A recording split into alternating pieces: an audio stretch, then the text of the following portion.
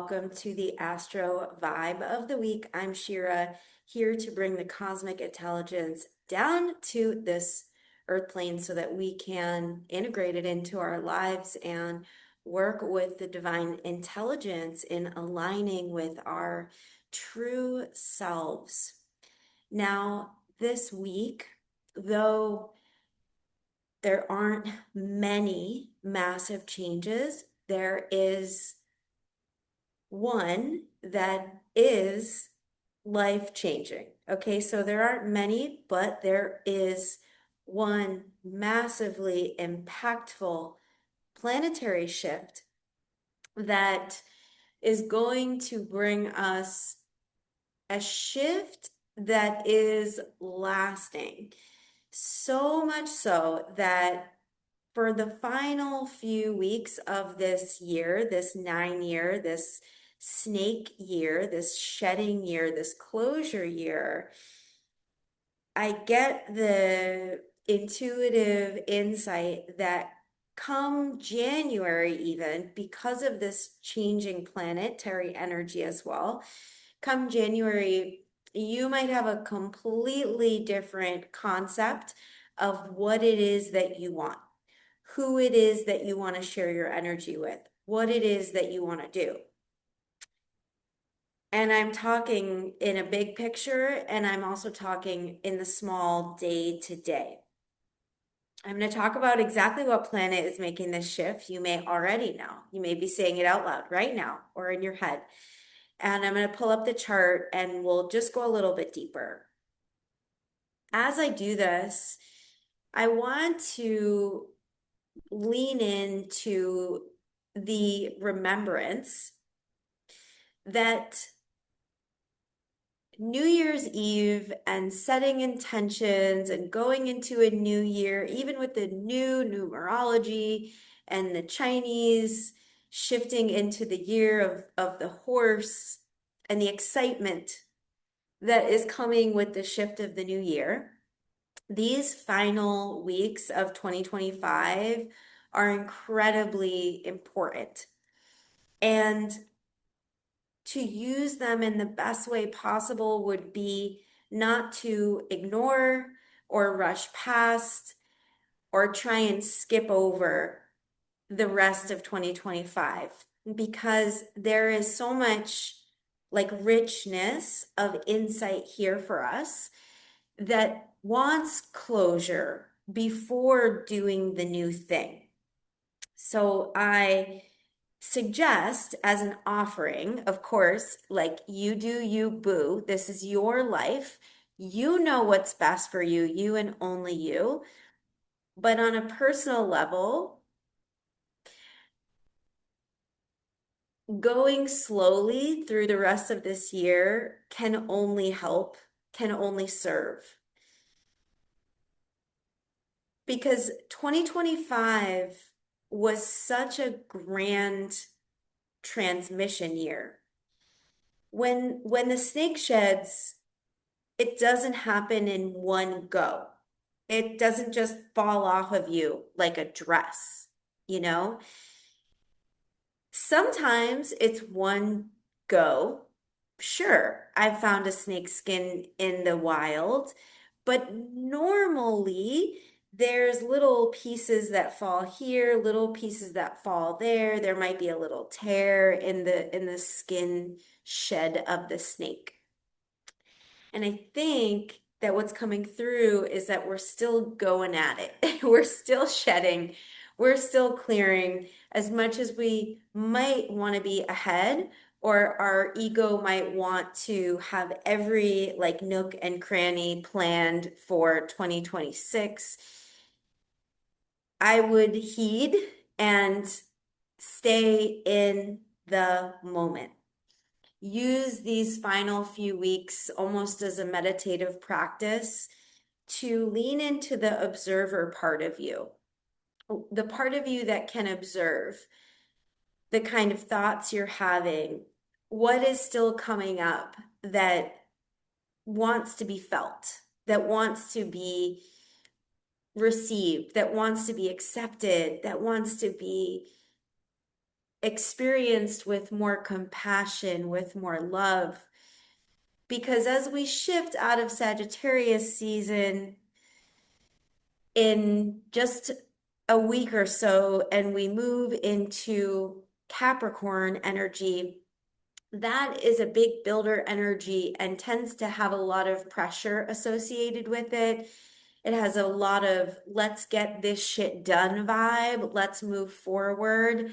Let's accomplish all our tasks sort of energy. I know because I, dear friends, am a Capricorn and will be having my birthday on December 28th incoming.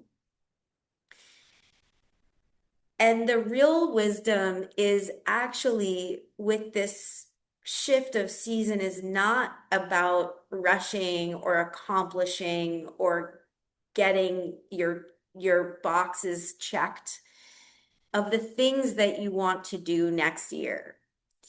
This is more of a closure, endings, healing, reflection period. Especially as, and I said I would talk about this big, big shift of planetary energy as Neptune, which right now sits at 29 degrees Pisces, goes direct on December 10th. Neptune, the planet of your imagination, your ability to envision and even fantasize, the part of you that can see how things could be even better. It tends to idealize. It sometimes is in fantasy energy where it doesn't have the reality grounded earth energy that it needs in order to actually make the plans it wants to make. It stays in the fantasy land. Neptune retrograde is almost like if a horse is trotting forward and you pull back the reins and you go, nay, and you just stop for a moment to look at the scene, look at the mountain, look at the flowers, look at the trees, understanding that there is not just one peak to accomplish if we're talking about this Capricorn energy incoming, but there are peaks and there are valleys, there are rolling hills, and there are high, challenging mountainscapes to climb. And Neptune allows us to have this bigger vision of the kind of life that we really desire, even from our fantasies, like from our highest imagination, from the part of us that if we could really have life the way that we really want it, and it was all green flags and all yes energy, what would be there? And as Neptune goes direct, there's like a harsh hitting energy that says, hey, guess what? If you want those things, you gotta work at it. Comes Saturn right behind Neptune. You can't just twiddle your thumbs and wish for a dream to come to pass and wish upon a star. It's fun, it's nice, it's beautiful, but we're living on planet Earth.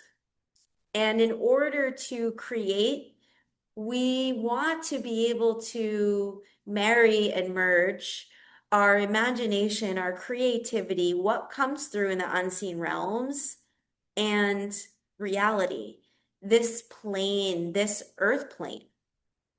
We need time for both. We need time to be creative, to envision, to imagine, to be playful, to let our daydreams ride, to experience a pace that allows us to be in that place where we're not just working, go, go, go, go, go, go, go, accomplish, accomplish, accomplish, accomplish, get this done, get that done.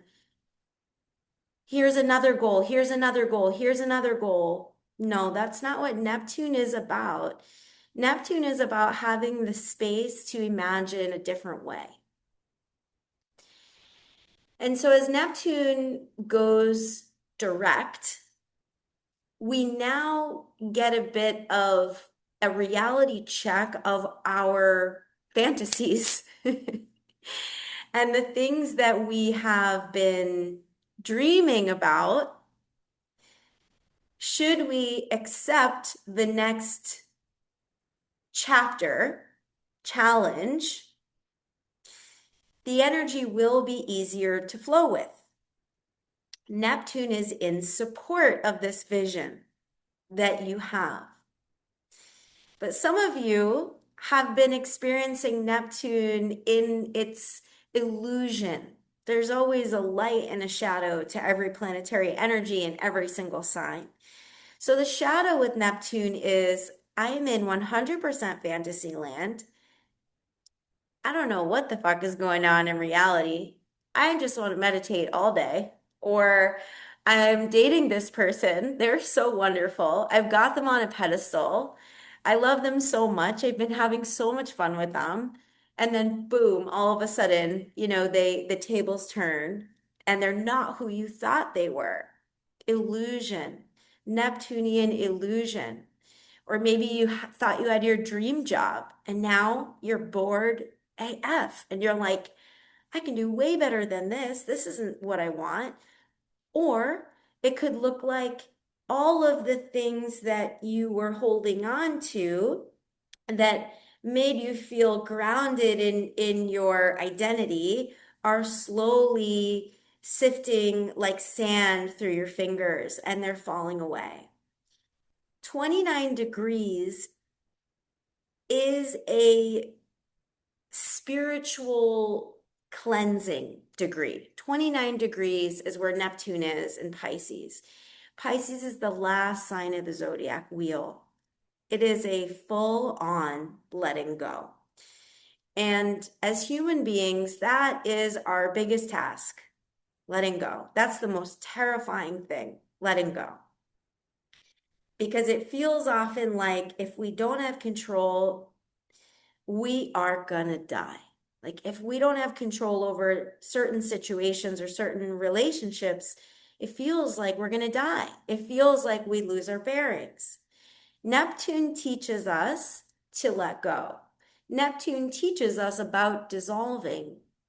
Neptune in this energy of imagination and fantasy and the unseen realms cannot happen in a space of control, cannot happen in a material box. It cannot be like a rock. It's more like a clay or bubbles. It's moves and it flows and it changes and it's in relationship with this higher vision. So in order to work with the Neptune energy, we get to learn about non-attachment. We get to learn about the magic, how beautiful it is, as painful as it is. We know it's not easy. It's not easy. It hurts to let go, especially when we had an idea of something in the past that didn't pan out the way that our past selves thought that it would.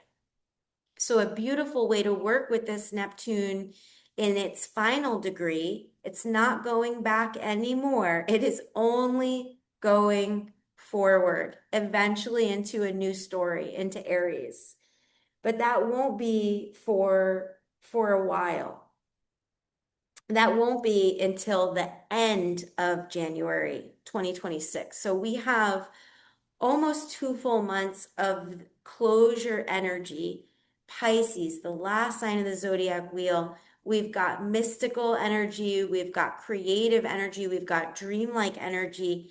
And as Neptune goes direct, we'll have more clarity for sure. We'll have a better understanding of new insights around this dream life that we desire, this bigger vision that we desire will eventually come through, but we can't put an exact time marker on it because Neptune doesn't work that way. Even if it goes into Aries, on this certain date or goes direct on a certain date, Neptune's about the dissolve and then allowing ourselves to be in it, to be in the dissolve. I made a reel the other day about the caterpillar goes into the cocoon and it dissolves. The caterpillar is no longer the caterpillar inside the cocoon. It turns into mush.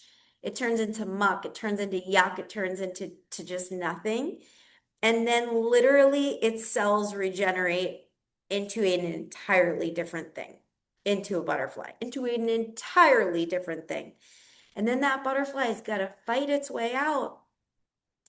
And if a human were to help the butterfly come out, the butterfly would not have the strength to be a butterfly and it would be injured and it might even die. The butterfly, when it's time, needs to come out on its own and have the strength to persevere. We're in the story of the caterpillar in the cocoon. Right now, you might be the muck, you might be in a cellular regeneration, or you might already be fighting for this new resilient life, this stronger version of yourself. But whatever it is, remember all that you have persevered through in 2025. Remember how you've grown and all the changes that you've been through in 2025.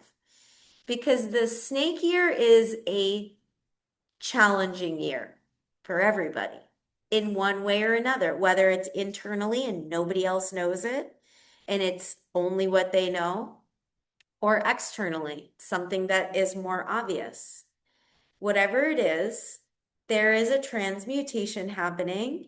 There is a massive clearing happening. And in that, we get to practice this spiritual nature of trust, of surrender, and of non-attachment to what is not aligned, that one day in the past we thought was. One part of ourselves, our past selves thought was aligned. We're becoming something completely new. Now, during this week, the week of December 10th, we also have Saturn squaring Mars. Saturn at 25 degrees Pisces, Mars at 26 degrees Sagittarius, and there's a little bit of tension, rubbing energy between the part of ourselves that wants to move forward, that wants a bigger vision, that wants to charge ahead and say, this is going too slow. I'm bored. I need more to my life. Sagittarius is about more. It's insatiable. It wants a bigger journey. It wants more experiences. It wants to learn. It wants to be a student of life. And Mars squaring Saturn says Saturn is the teacher.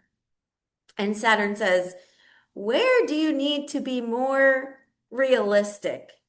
Not that I want to crush your dreams, not that I want to naysay you or give you disbelief, but are you charging ahead too quickly? And what interesting astrology to have this sort of push-pull energy of I want to charge ahead, I want to make new plans, and then Saturn squaring that and saying, well, guess what? Most likely I'm going to change your plans this week because I'm going to challenge you to make sure that what you want is really what you want. And sometimes it takes more patience to feel into what you want, to feel into what you really want. There is also an opposition this week between Uranus, the planet of change and transformation, also the planet of downloads.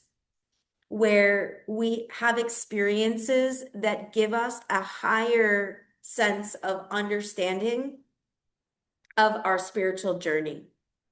Uranus. Uranus is a challenging planet. It is a higher frequency. Actually, this configuration could make you feel really depleted, really tired. It could also make you feel unsettled.